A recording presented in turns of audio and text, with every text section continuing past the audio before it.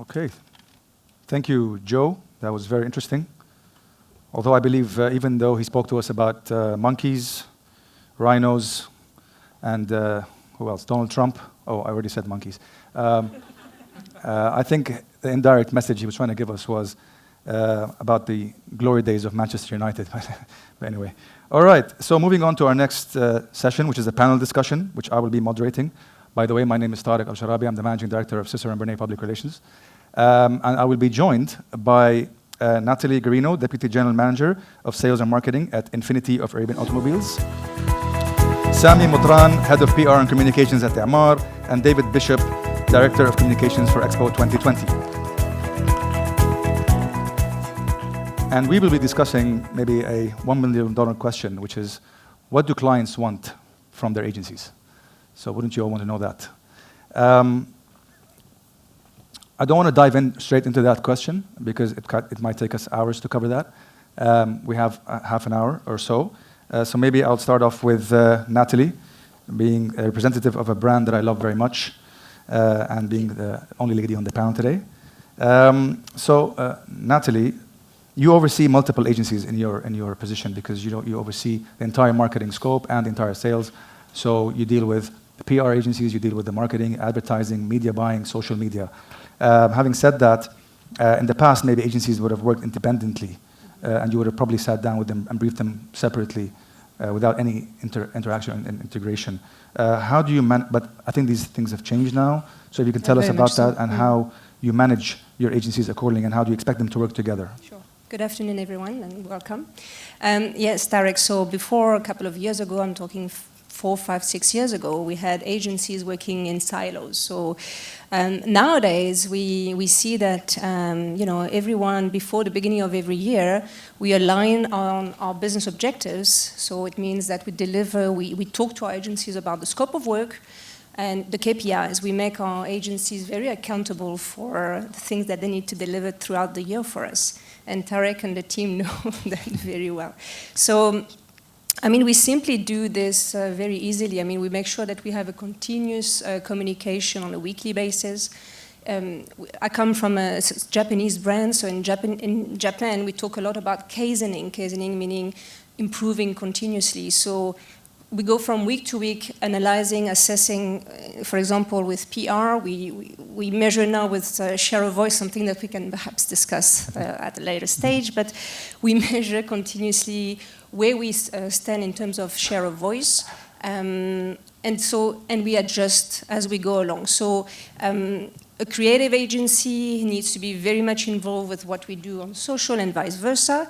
The media obviously needs to understand what we're trying to achieve, and how we want to communicate our product to our customers. And obviously the PR agencies, or the PR agency basically takes all of this information and makes it very exciting. And there's also we've also changed a lot with the way we do things with PR, and I'm sure we can discuss this also. Sure. Yeah. I think the difference between you and David is you work with multiple agencies, but they're all communication agencies. PR agencies may be working in different regions.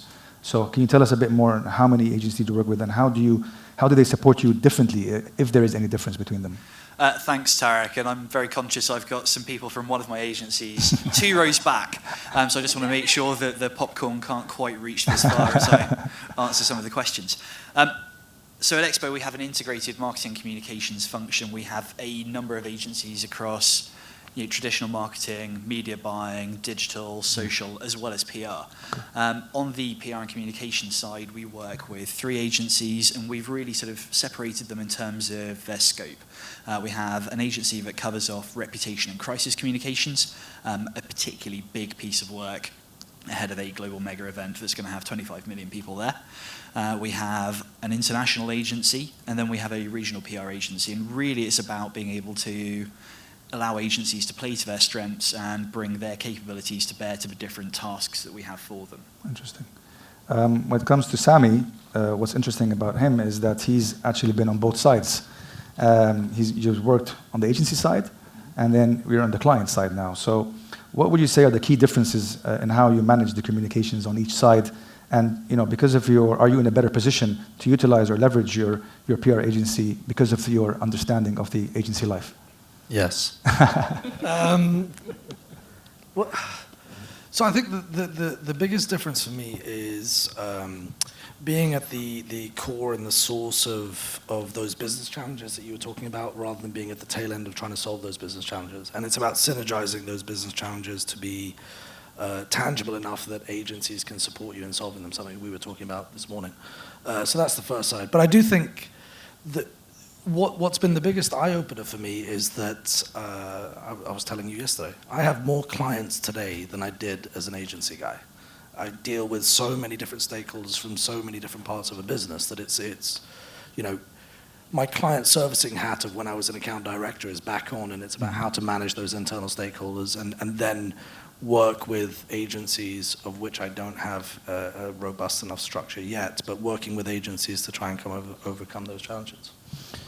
Maybe I come back to Nathalie. I mean, given the changes now in approach to PR, how much more influential do you feel PR is in driving comms marketing? You know, maybe in the past you would have relied more on the advertising agency to get your word out there. But do you feel that, you know, are things overlapping, or do you feel that PR is taking more of a central role now? Yes, it is, Tariq, because so before with PR, we used to give a car to an editor or a journalist, and they would drive the car and basically write something, write a clip, and then put it in the newspaper. Now, the way that we advertise, we don't do any more newspaper or magazine advertising, or we don't invest in this anymore. Everything is online.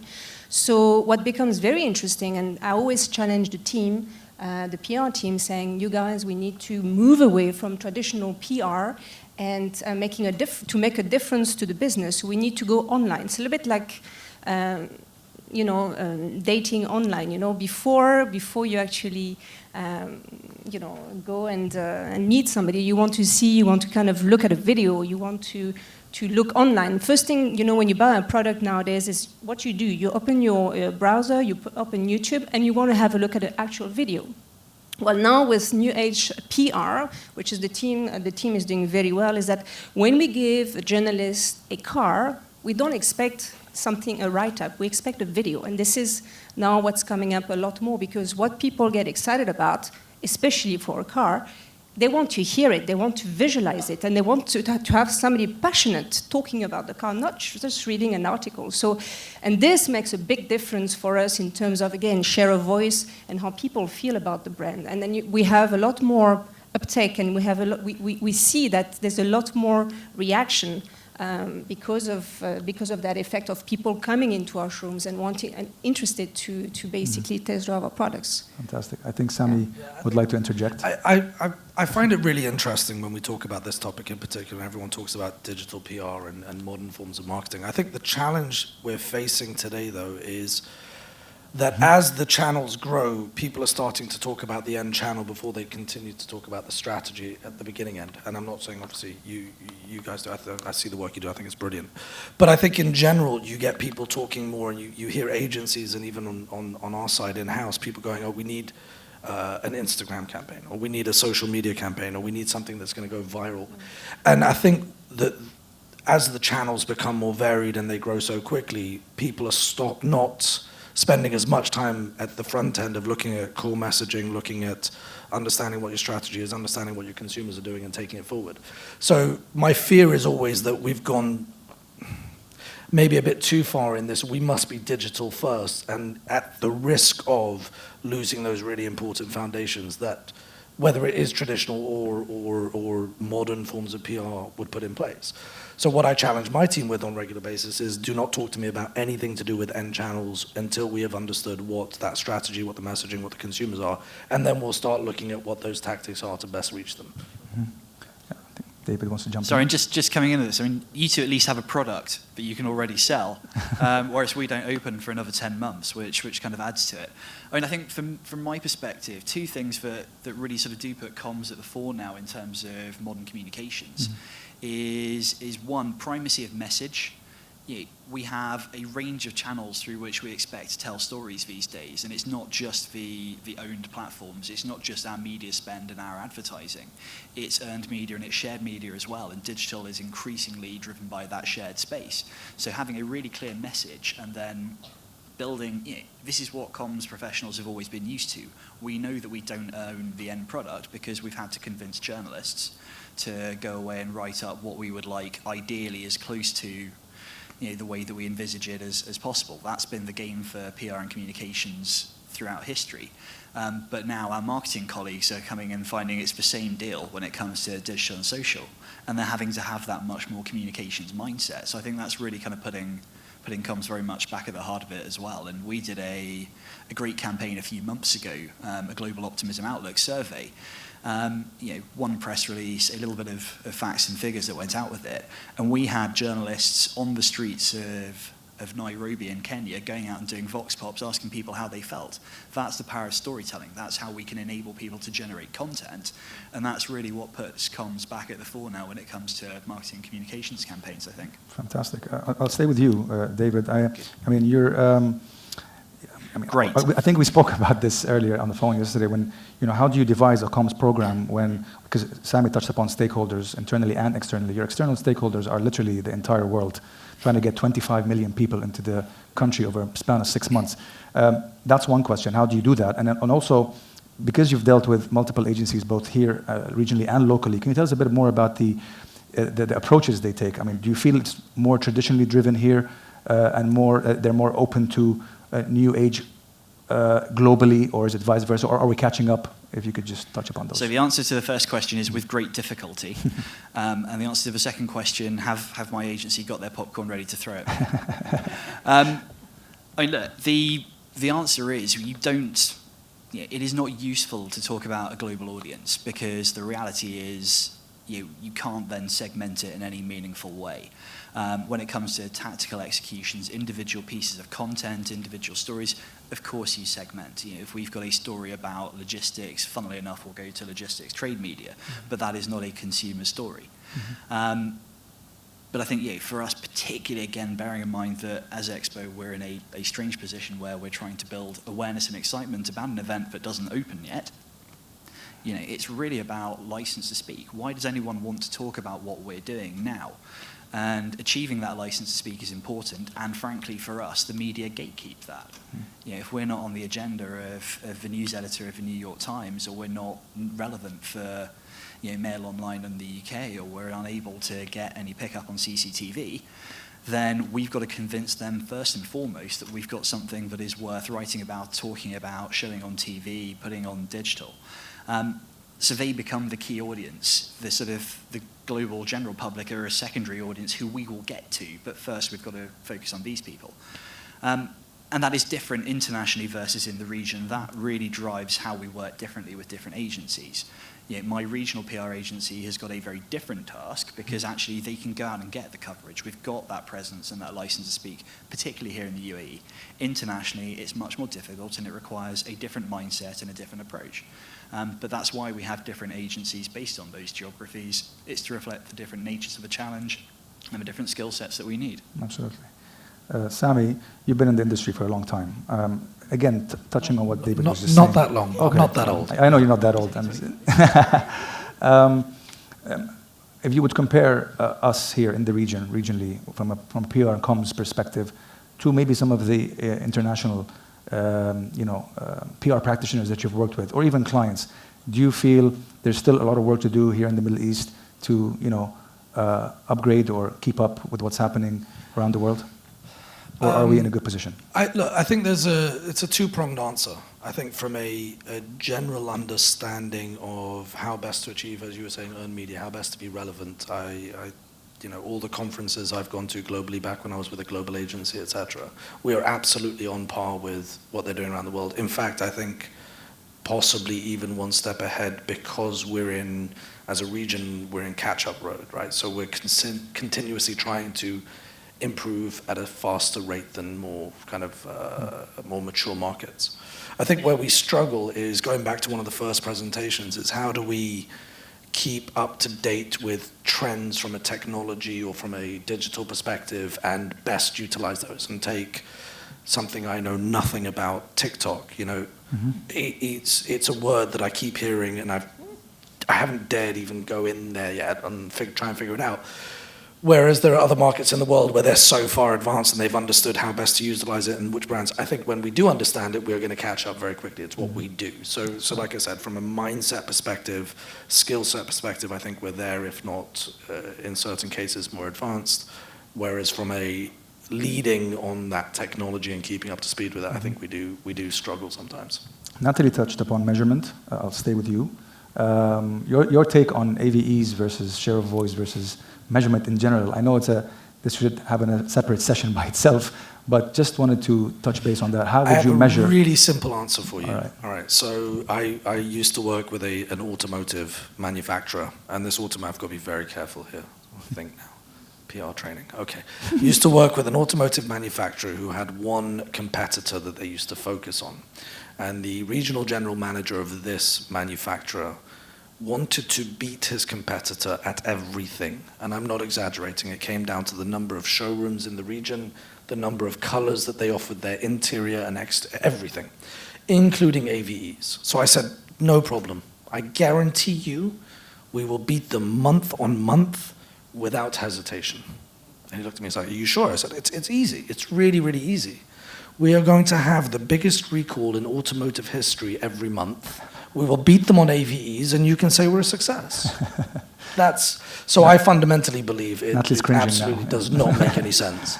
Sorry, but in reality it doesn't. It's not a measurement matrix by which the challenge we've always faced as an industry is, and we all know this, preaching to the choir, is we haven't really come up with anything that is absolutely 100% foolproof and better. And this is where I do lean on digital. I think through technology and through digital, we can look at click-through rates and all those things that the web guys have been doing for many years and start thinking of different metrics. I think we need to be a bit more creative in how we do it. Start thinking of different metrics that'll be KPIs. Anyone want to add on this? Oh, yeah, David. Yeah, I would just add, we don't report on AV at EXPO, and anyone who brings me a report that has AV in it gets thrown out. But there are some really great evaluation tools now for PR that also do PR attribution. So in the same way as on digital and social you used to click-throughs, you can see the amount of web traffic that's been driven by individual PR stories, and that's a really powerful tool. So digital is again, it's helping us to do our job better, and it's helping us to measure things that are a better proxy for what we're here for. Great. Let's go back to the topic at hand. Nathalie, you can tell us, what do you expect from your agency moving on maybe 2020 and beyond? Creativity. For me, that's the number one. Are you taking notes? Yeah. I think the guys from our team, from our PR agency, they are very creative, and you have to be passionate. For me, being in the car industry, I love my babies, I love my cars, and I've managed 2 brands, so and they target very different target audience, but still, you've got to be passionate and you've got to be creative. So go out there and see what is being done globally, and bring the best practices, on the table. I always challenge the team, to come with new ideas. I don't want to see press releases. And they know I get very bored very quickly. So, and this is the same for everybody out there. It's so busy out there with advertisement. We have such little time to focus on everything that we see. From the moment you get up in the morning, you look at your Instagram and Snapchat and WhatsApp, and you get in the car, you listen to the radio, and they bombard you with radio ads. So you've got to really stand out, and this is where the creativity comes in, really. Can you give us a bit of... I'm on this new thing at the moment since I switched, and I haven't quite figured out what it means yet, but I kind of know where I'm going. There's a difference between being proactive and proactivity, and I want both, and I want both a lot. And what I mean by proactive is I'm really keen to have an agency that will be one step ahead of me in thinking.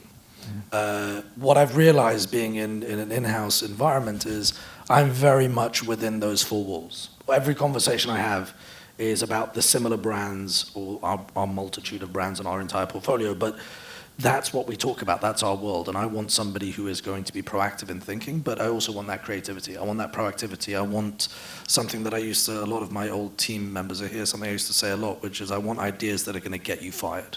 I want people that are going to come with ideas that are so scary, you think, oh, should I really be presenting this to my client?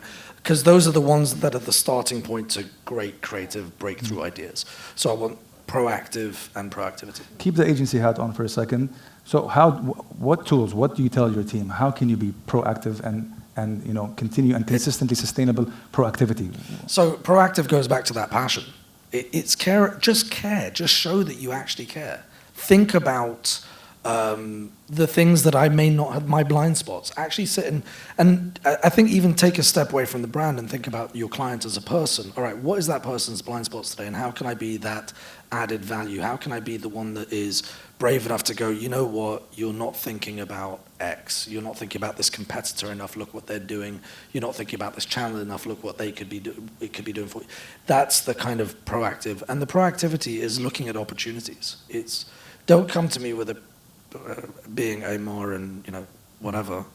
Don't come to me with a creative idea for New Year's Eve, because we're doing New Year's Eve. It's going to be fireworks. It's going to be big, and there's going to be lots of people. And I promise you, there'll be traffic jams, and I will need a responsive statement.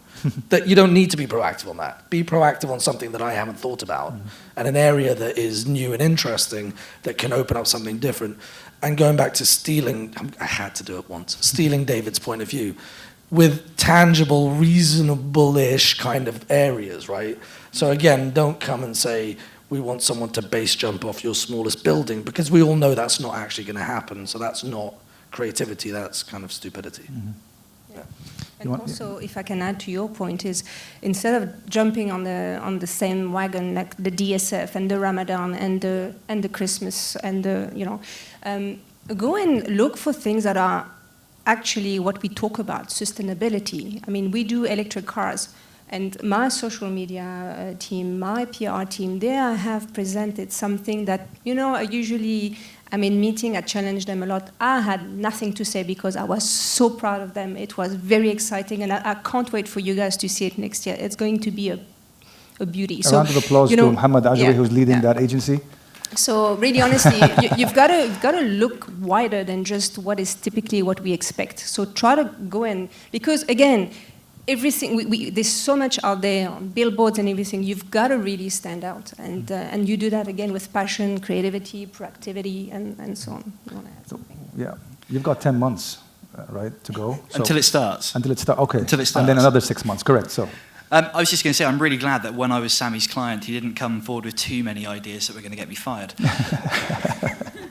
I mean, look, the challenge to our agencies is the same as the challenge to us. It's 25 million visits over 6 months, and it's get people to think again about the UAE. And it's not a kind of an us versus them, you bring me answers to this, and if they're bad, you get fired. Ultimately, we're all on the same side. There is no difference between my comms team and my agencies. We all sit in that office day in, day out, trying to do the same thing. And that kind of shared vision, that shared ambition, and ultimately we've all got skin in the game. We're all here to deliver the same thing, I think is really important. And making sure that as a client, I've got that relationship with my agencies, and my agencies feel that they have that relationship with us as client, that we're one team, one dream. Sorry. That will speak to my account lead, who's in the audience right now. So there we go. But it's a shared endeavour. Ultimately, we're all here to do the same thing, and that real sort of tangible sense of being in it together is really critical for me. Sami wants to add. Yeah. Putting my agency hat back on, I think as clients we need to put a little bit of a mirror to our own face. And something that I'm currently challenged with is simple and tangible as scope. So the way that we scope our agencies is so defined and clear-cut that we're not actually allowing the flexibility for creativity. So I think as an industry and as partners, and go back to what you were saying as partner, we need to find a better model, or a model that's going to allow for that flexibility and creativity while still being in the bounds of commercially viable. And that, I'm going through that experience right now, and I kind of genuinely don't know how to get out of it yet. So if, most scopes will say we need 307 press releases a year, and we need this, and we're selling hours. Ours is not tangible enough for procurement, so they give you a hard time. And the tangible ones means at the end of the year, the agency wants to tick boxes and say, well, we've delivered what you've asked us to do. So where are we finding that scope as from a client side or as partners? Where are we finding that space to allow for creativity? I still struggle with that. I think this brings me to another question. I had a... I'm sorry, I had one more. Please, go ahead, Nathalie. I was going to come to you anyway. Sorry, back to your question, what advice to give to people in general? Know the brand that you're working for. Know the product. I've seen a lot of professionals coming into my boardroom and presenting something, and I always want to get out of the room, and you guys didn't study.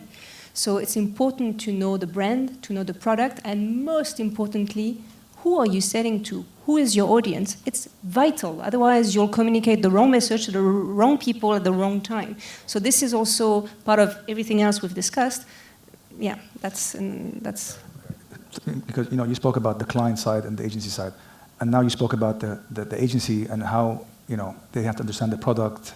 And when we talk about new age and technology and trends, how important is it for the client to also be up to date and also informed and knowledgeable about what's happening around them, and not just depend on the agency and just let them. If you're not, then you're out of the game and you don't get the clients that you need to get through the doors. If you're not up to the beat with what goes on, then obviously then you don't generate business. So for me, I look at things like I used to do many years ago, print ads and magazine ads. Now I do 5 seconds ads, and you get the message real quick, and then the way that we communicate is very, very different. So it's vital that we keep up to date, and we rely a lot on the agencies, whether they are the media agencies, because I expect them to provide us with what is being done globally, but the creative agency, the social, and the PR agency. We have a lot to learn from you guys, because you are the experts. Fantastic. I was given the 2-minute mark by Jumana. I know we have some mics in the auditorium. If anyone wants to ask a question, I think we have room for one question. If anyone wants to... Oh, okay, Joe. Should have known. Can I veto this one? Out of one. Come on. It's a question for everyone, actually. And apologies to Nathalie if I get the sort of scope here wrong, but it goes back to what Sami said about if we can catch up on technology, it will take a bit of time for us to get there as an industry. I wanted to sort of flip the focus onto the press, because I know that David, and full disclosure, obviously I'm with Ogilvy, so I work quite closely with EXPO. David has the opportunity to go to the New York Times and to go to the LA Times and to go to the Daily Mail. And for Infiniti, you've got a global brand, but your focus is local. And for Sami, you're a homegrown brand. So my question is, would you see, or do you feel as though as an industry we would be far more advanced if the quality and influence of our press locally was as advanced as some of the international papers? Because I don't think that's unfair to say. If you look at an editorial on the front of Gulf News, it's not nearly going to be as influential as an editorial on the front of the New York Times in terms of what it does to people. And do we as an industry have an opportunity, or should we be playing a role in trying to drive that progress? Yes. David and I spoke about this on the phone yesterday. Maybe he can. Thanks, guys. Look, I think the challenge is kind of back to you as partly back to you as an agency, which is ultimately, we started this conversation about digital and social and the way in which they're changing the way that we communicate. And we have a lot more data now to understand where our audiences are getting their information from than we did even in this region 5-10 years ago, which means that we can understand a lot more about where the consumer here, the Infiniti consumer, the Emaar consumer, where are they getting their news and their influence? And actually, largely, sorry, don't shoot me, but they're not getting their news from Gulf News. They are consuming international media. So the idea that this region exists in some kind of bubble where there is our media and then there is other media elsewhere and we don't need to talk to them is for the birds, because particularly with the large expat communities that they have, they will look to their home media, they will look for those stories, they will look for that information, and I think that's a reason for, as EXPO, we have to do that anyway because we're a global event. But if you're a local business, you should be considering those international media brands as well because they are a channel to your consumer back here in Dubai or in the UAE. My 2 cents. Anything you want to add to that? Oh, great. All right, I think I'm sorry we can't take any more questions. Thank you very much, Nathalie, Sami, and David for joining us. I hope this was insightful to everyone. Appreciate it. Thank you.